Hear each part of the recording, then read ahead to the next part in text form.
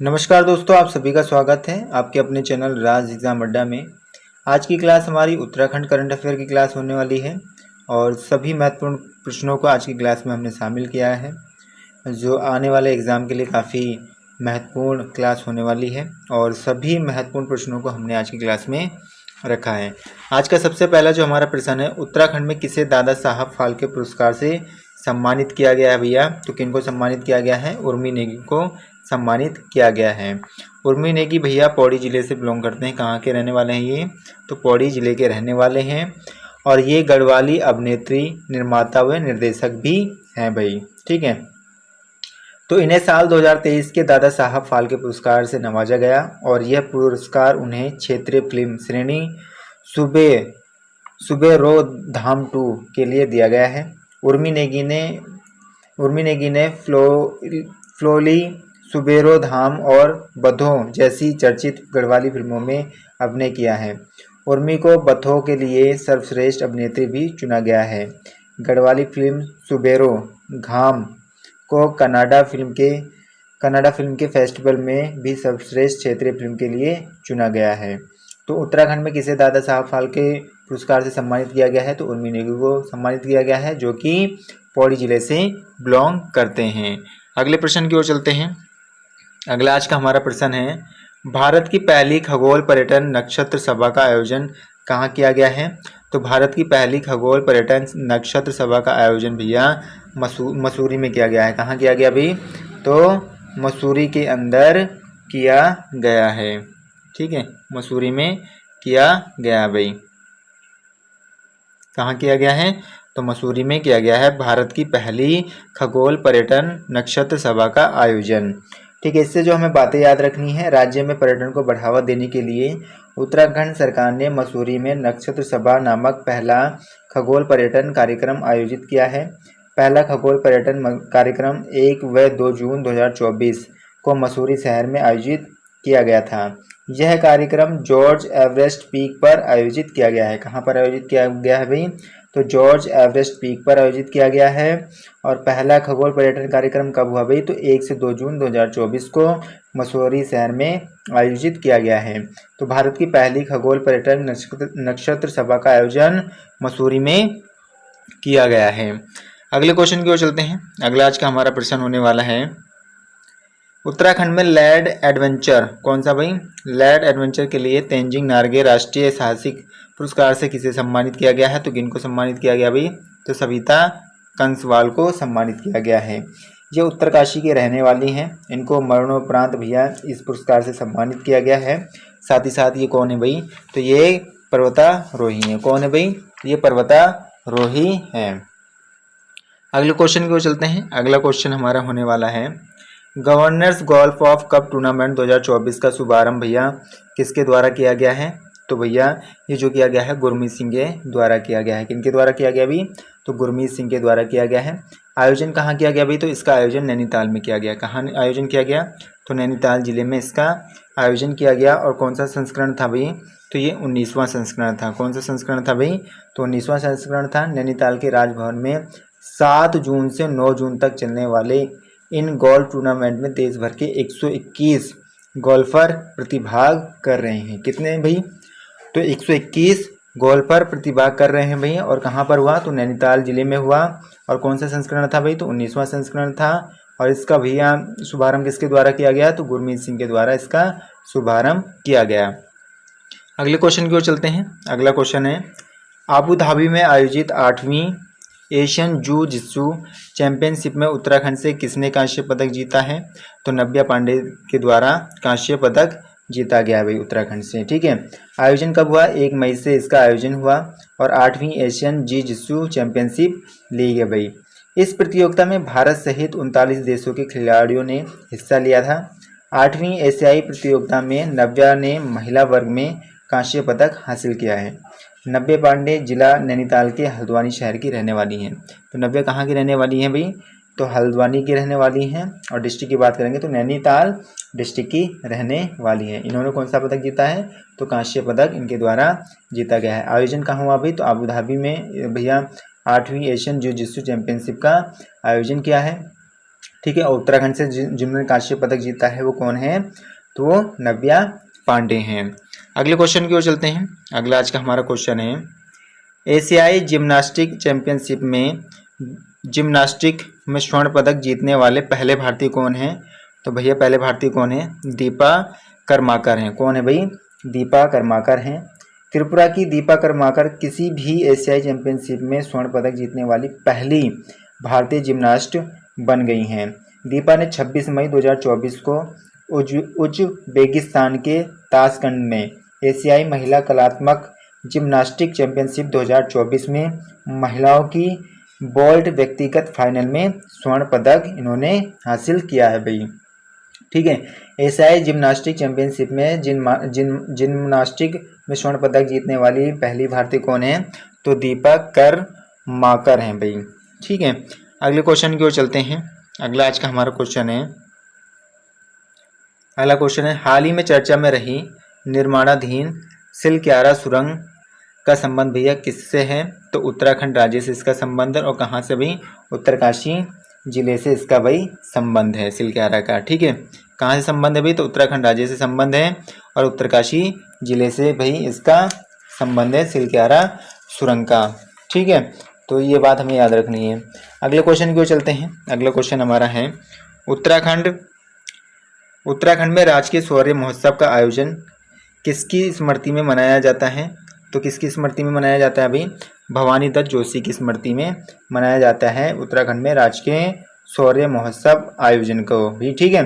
इससे बातें जो याद रखनी है, उत्तराखंड राज्य के प्रथम अशोक चक्र विजेता शहीद भवानी दत्त जोशी की स्मृति में चमोली जिले के थराली के चेपड़ो गांव में 3 दिवसीय राजकीय शौर्य महोत्सव का आयोजन किया गया। आयोजन कब हुआ भाई, तो 6 से 8 जून। कब भाई, 6 से 8 जून के बीच में इसका आयोजन किया गया भाई। ठीक है। इस मेले में देश के लिए शहीद होने वाले वीरों के परिवारों को सम्मानित किया जाता है। मुख्यमंत्री पुष्कर सिंह धामी द्वारा इस मेले को राजकीय मेला भी घोषित किया गया है। ठीक है। किसके द्वारा भैया इस मेले को राजकीय मेला घोषित किया गया है, तो मुख्यमंत्री पुष्कर सिंह धामी जी के द्वारा भैया घोषित किया गया है। अगले क्वेश्चन की ओर चलते हैं। अगला क्वेश्चन हमारा है, चुनाव आयोग की ओर से जारी राज्यवार केंद्र शासित आंकड़ों में उत्तराखंड का देश भर में कौन सा स्थान है, तो उत्तराखंड का कौन सा स्थान है भाई, तो 33वां स्थान है। हिमालय राज्यों में उत्तराखंड का कौन सा स्थान है, तो हिमालय राज्यों में उत्तराखंड का 10वां स्थान है भाई। ठीक है। अगले क्वेश्चन की ओर चलते हैं। अगला आज का हमारा प्रश्न होने वाला है, तीसरी भारतीय विश्लेषणात्मक कांग्रेस कहाँ आयोजित की गई है, तो कहाँ पर आयोजित की गई भी, तो उत्तराखंड राज्य में आयोजित की गई है। ठीक है। 3 दिवसीय तीसरी भारतीय विश्लेषणात्मक कांग्रेस 5 से 7 जून 2024 तक उत्तराखंड की राजधानी देहरादून में आयोजित की जा रही है। इसकी थीम क्या है, role of science and technology in green. ठीक है। इसकी थीम है। और भैया कहाँ इसका आयोजन हो रहा है, तो देहरादून में आयोजन इसका हो रहा है भाई। ठीक है। अगले क्वेश्चन की ओर चलते हैं। अगला क्वेश्चन हमारा है, शिक्षा और साहित्य के क्षेत्र में किसे टीचर आइकन अवार्ड से सम्मानित किया गया है, तो किनको सम्मानित किया गया भाई, तो रोशन बलूनी को सम्मानित किया गया है शिक्षा और साहित्य के क्षेत्र में टीचर आइकन अवार्ड से। और रोशन बलूनी रहने वाले कहाँ के हैं, तो रोशन बलूनी जो रहने वाले हैं, तो भैया ये पौड़ी जिले के रहने वाले हैं। किस जिले के रहने वाले हैं, तो पौड़ी जिले से ये बिलोंग करते हैं। अगले क्वेश्चन की ओर चलते हैं। अगला आज का हमारा क्वेश्चन है, उत्तराखंड में सांस्कृतिक उत्सव कब से कब तक मनाया जाएगा भाई, कौन सा उत्सव, सांस्कृतिक उत्सव, तो 14 से 22 जनवरी तक मनाया गया है भाई सांस्कृतिक उत्सव। ठीक है। अगले क्वेश्चन की ओर चलेंगे। अगला आज का हमारा क्वेश्चन होने वाला है, हाल ही में मुख्यमंत्री धामी ने हिमालयन सांस्कृतिक केंद्र का शुभारंभ भैया किया है, जो भाई कहाँ पर है, और जो कि राज्य का क्या है भाई, पहला राज्य है। हिमालय सांस्कृतिक केंद्र का शुभारंभ करने वाला पहला राज्य कौन सा भैया, तो उत्तराखंड राज्य है। और किसके द्वारा शुरू किया गया भी, तो मुख्यमंत्री धामी ने इसकी शुरुआत की या शुभारंभ किया है। ठीक है। और जो कि इसका भैया आयोजन कहाँ पर हुआ, तो देहरादून में आयोजन हुआ। और किस विभाग के द्वारा इसका आयोजन किया गया, तो सांस्कृतिक विभाग द्वारा भैया इसका आयोजन या इसको निर्मित किया गया है। अगले क्वेश्चन की बात कर लेते हैं। अगला क्वेश्चन है, उत्तराखंड की पहली जैविक मंडी कहाँ शुरू की गई है? तो उत्तराखंड की पहली जैविक मंडी भैया देहरादून में शुरू की गई है। कहाँ शुरू की गई है? तो देहरादून में शुरू की गई है। प्राकृतिक कृषि विभाग के द्वारा इसकी शुरुआत की गई है। किसकी भैया? जैविक मंडी की। अगले क्वेश्चन को देखेंगे। अगला हमारा क्वेश्चन होने वाला है, पशुपालन में सर्वश्रेष्ठ राज्य का पुरस्कार किसे दिया गया है? तो पशुपालन में सर्वश्रेष्ठ राज्य का पुरस्कार भैया उत्तराखंड को मिला है। किस राज्य को मिला अभी? तो उत्तराखंड राज्य को मिला है। अगले क्वेश्चन को देखेंगे, अंतर्राष्ट्रीय एग्रो फेस्टिवल का आयोजन कहाँ किया जा रहा है? तो अंतर्राष्ट्रीय एग्रो फेस्टिवल का आयोजन टिहरी गढ़वाल के अंदर किया जा रहा है। और कौन सा भैया? 2023 का। ठीक है, कौन सा? 2023 का भैया जो आयोजन हो रहा है अंतर्राष्ट्रीय एग्रो फेस्टिवल का, वो टिहरी गढ़वाल में हो रहा है। अगले क्वेश्चन की ओर चलते हैं। अगला क्वेश्चन हमारा है, एमबीबीएस को हिंदी भाषा में लॉन्च किया जाने वाला उत्तराखंड देश का कौन सा राज्य बन गया है? तो उत्तराखंड दूसरा राज्य बन गया है। पहले राज्य पे कौन है? तो मध्य प्रदेश है, जिसने 2022 में भैया एमबीबीएस को हिंदी भाषा में लॉन्च किया था। ठीक है, तो उत्तराखंड का भैया कौन सा स्थान है? तो उत्तराखंड का भैया दूसरा स्थान हो गया, यानी दूसरा राज्य बन चुका है जो एमबीबीएस हिंदी भाषा में भी लॉन्च करेगा। अगले क्वेश्चन की ओर चलते हैं। अगला क्वेश्चन है, संयुक्त सैन्य अभ्यास सूर्य किरण भारत और किस देश के बीच आयोजित किया जा रहा है? तो भारत और नेपाल के बीच में भैया जो सूर्य किरण सैन्य अभ्यास है उसका आयोजन किया जा रहा है। ठीक है, और कहाँ पर इसका आयोजन हो रहा है? तो इसका आयोजन भैया जो किया जा रहा है वो पिथौरागढ़ में किया जा रहा है। कहाँ आयोजन किया जा रहा है? पिथौरागढ़ में आयोजन किया जा रहा है।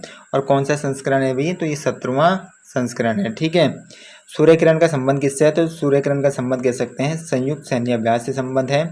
और भैया सूर्य किरण किन किन देशों के मध्य हो रहा है? तो भारत और नेपाल के मध्य हो रहा है।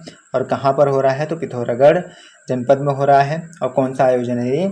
तो 17वां आयोजन है। 17 भैया ये क्या है? आयोजन है। तो इतनी बातें हमें इस क्वेश्चन से याद रखनी है। अगले क्वेश्चन की ओर चलते हैं। अगला क्वेश्चन हमारा है, ई राष्ट्रीय कृषि बाजार मंडी बनाने में उत्तराखंड देश का कौन सा राज्य बना है? तो ई राष्ट्रीय कृषि बाजार मंडी बनाने में उत्तराखंड देश का भैया पहला राज्य बना है। कौन सा राज्य बना है? पहला राज्य बना है। इसका उद्देश्य क्या है? सही मूल्य प्रदान करना। ठीक है, इसका मूलभूत उद्देश्य क्या है अभी? सही मूल्य प्रदान करना। ठीक है, 5 ई राष्ट्रीय कृषि बाजार जो बनाए गए हैं, कहाँ बनाए गए हैं? तो हरिद्वार, काशीपुर, किच्छा, सितारगंज और गदरपुर मंडी में बनाए गए हैं। ठीक है, तो ई राष्ट्रीय कृषि बाजार मंडी बनाने में उत्तराखंड देश का कौन सा राज्य बन गया है? तो पहला राज्य बन गया है। अगले क्वेश्चन को देखेंगे। अगला हमारा क्वेश्चन है, उत्तराखंड राज्य को सर्वश्रेष्ठ साहसिक पर्यटन राज्य का पुरस्कार कहाँ प्रदान किया गया है? तो उत्तराखंड राज्य को सर्वश्रेष्ठ साहसिक पर्यटन राज्य का पुरस्कार भैया गुजरात में प्रदान किया गया है। कहाँ प्रदान किया गया है? तो गुजरात में प्रदान किया गया है। 2 दिवसीय ये सम्मेलन था भाई। ठीक है, जो गुजरात में हुआ, और वहाँ पर उत्तराखंड को भैया सर्वश्रेष्ठ साहसिक पर्यटन राज्य का पुरस्कार दिया गया है। अगले क्वेश्चन की ओर चलते हैं। अगला आज का हमारा क्वेश्चन है, भारत में प्रथम जाइरोकॉप्टर की शुरुआत किसके द्वारा की गई है? तो उत्तराखंड राज्य के द्वारा इसकी शुरुआत की गई है। अगले क्वेश्चन को देखेंगे, 38वां राष्ट्रीय खेल कहाँ खेला जाएगा? तो 38वां जो राष्ट्रीय खेल खेला जाएगा वो कहाँ खेला जाएगा? तो उत्तराखंड राज्य में खेला जाएगा 38वां राष्ट्रीय खेल। अगले क्वेश्चन को देखेंगे, आईटीबीपी का 62वां स्थापना दिवस समारोह कहाँ मनाया गया है? तो आईटीबीपी का 62वां स्थापना दिवस समारोह जो मनाया गया है वो उत्तराखंड राज्य में मनाया गया है। आईटीबीपी की स्थापना कब हुई? तो 24 अक्टूबर। कब हुई? 24 अक्टूबर 1962 में इसकी स्थापना हुई। और इसकी हेडक्वार्टर कहाँ है? तो इसका हेडक्वार्टर दिल्ली के अंदर है। और भैया इस समारोह में जो मुख्य अतिथि थे वो कौन थे? अमित शाह मुख्य अतिथि थे इस समारोह में। और 62वां स्थापना दिवस समारोह भैया मनाया गया कहाँ? उत्तराखंड में मनाया गया। ठीक है, तो आशा करूँगा आप सभी को आज की क्लास अच्छी लगी होगी। अगर आपको क्लास अच्छी लगी है, लाइक, शेयर एंड सब्सक्राइब करना ना भूलें। Thank you.